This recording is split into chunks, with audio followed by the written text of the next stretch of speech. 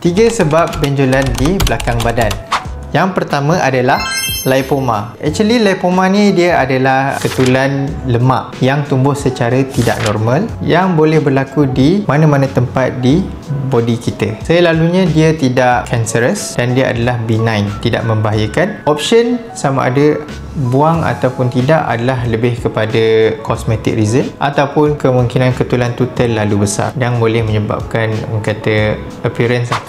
Okey, nombor 2, sebaceous cyst. So sebaceous cyst sama lebih kurang macam lipoma, cumanya the reason dia terjadi adalah disebabkan saluran peluh kita tersumbat. So apa yang jadi adalah sebum daripada kulit kita tu dia akan backflow dan menyebabkan dia terkumpul di dalam belakang kulit kita lah. So saiz dia boleh besar, boleh stagnant, saiz sama. Cuma indikasi untuk buang adalah lebih disebabkan untuk prevent daripada infection.